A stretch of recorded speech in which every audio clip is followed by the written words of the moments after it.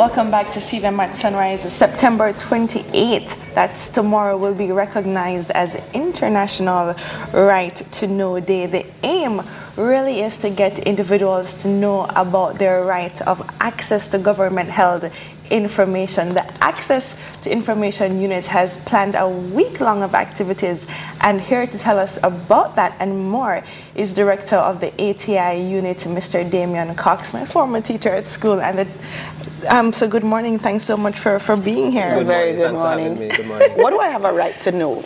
You have a right to access all government documents. There are only limited categories of documents that you can't access, which we call exempt categories.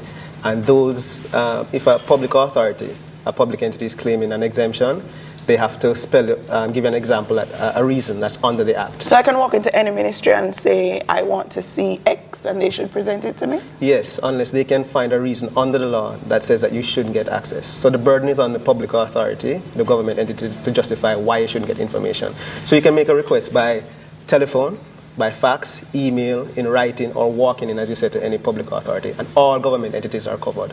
So outside of the media, do you find other persons coming to get access to certain information, for example, the Hansard in Parliament? Well, it's a broad spectrum. We have media, NGOs, other civil society groups. We have individuals, students doing research, that accessing information from a range of government entities, Ministry of Finance, Ministry of Health, Ministry of Agriculture, so it covers the spectrum. I remember a couple of years ago when the move was first made, there was a big talk about transparency and that the availability of information would make things a lot more transparent. You feel like you can get to see these things. Are people exercising it? I mean, is it making government entities more transparent? Yes, I think a lot of, for example, stories that have been written by the media have exposed a lot of the workings of government to explain it more to persons, how your taxpayers' dollars are being spent by public officials. So there's been a lot of that. There is more transparency. What we would like to see is more persons using this law, and that's what International Right to Know Day is all about as well. Promoting the use of this right by citizens, because it's good to have a right, but you need to use your rights, the rights that you have, to ensure that these laws that are put in place, that they work for you and in your communities.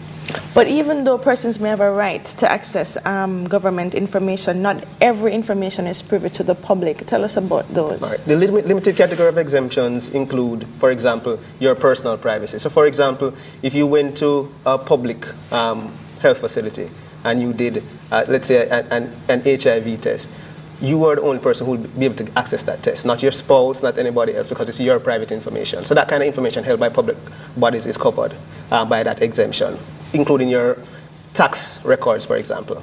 Only what will we give out is aggregate data. So, for example, how many taxpayers are there in Kingston? That's nothing that is private. But, for example, how much NHT contributions did you make for a particular year? I wouldn't be able to get that information. So your personal privacy is protected. Turnaround time for the information is something that some may have a challenge with. You put a request in writing to a government agency, and the tradition of response times with government agencies is not necessarily that it's particularly fast. So you put a request in, reasonably how long should you expect to wait for the information? The good thing about this law is that it doesn't leave it up to an arbitrary timeline. What it says is, it spells it out. There are 30 days in which your request must be responded to by the public entity. And there's a provision where they can get a further 30-day extension. So that's a maximum of 60 days. And for that 30-day extension, they would have to give you a reason. So, for example, let's say you requested information covering like a decade. They might need more time to produce all of that information for you.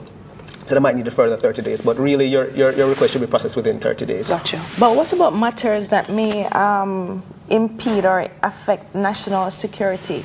How does that go? That's another exempt category of documents under the law. So, for example, documents that will affect security, defense, international relations, for example, that's also an exempt category under the law. But it's important to bear in mind that even though a public authority might think that exemption, and any exemption applies, they have to actually justify that, because you can appeal. So, for example, if you appeal to the Independent Appeal Tribunal, the burden is on the public body to justify why you shouldn't get information. You don't have to prove why you should get information. Let's talk about the actual activities that people can get involved in, both on the day, and I see here that you also have an essay competition. Yes. So let's talk about both. Well, during this week, September 24th to 28th, we're celebrating as International Right to Know Week, so we've had a range of activities, so including media appearances. Today, we're having open days at a number of government entities and ministries, so you can go and check out the Ministry of Finance, for example, if you want to go and find out how do you make a request, get information. Ministry of Education, Ministry of Health are also participating. So that's one of the things that we're doing today. Tomorrow we'll be having a brochure insert giving you information on how to access your rights and more information on access to information generally. Okay. We're also having a statement that's going to be issued by the Minister to recognize the day, access to information, the International Right to Know Day. Our essay competition was launched yesterday by the Minister at the Office of the Prime Minister, and it was a good launch, and I'm encouraging all 36 farmers to enter the competition this year. We had a great competition last year, and we want them to participate again. So these are kids from the ages of? Well, 36 form. 36 form. In high schools. Okay. And they can participate in this competition. Gotcha. All right. And is there a venue for the events taking place tomorrow? Or no? Well, tomorrow, we don't have any events scheduled for tomorrow. It's today in terms of the open days. Okay. But tomorrow, in both newspapers, there's going to be a message from the Minister celebrating International Right to Know Day, as well as brochure inserts to tell you what your rights are and let you know more about it. And I encourage everyone, use your rights. Fantastic. Thank you so much. Appreciate it. I want to know something. I think I'm going to go to some government ministries and ask some questions. Be warned, I'm coming. All right. Still ahead, the man who I'm envying so much right now, him and his wife and his baby, all three of them, there's jealousy right here up in my face. He met Barack Obama. Wow. We're going to find out more about why he met, how you get to meet with the President of the United States, David Mullings and his wonderful family. They're going to join us after this break.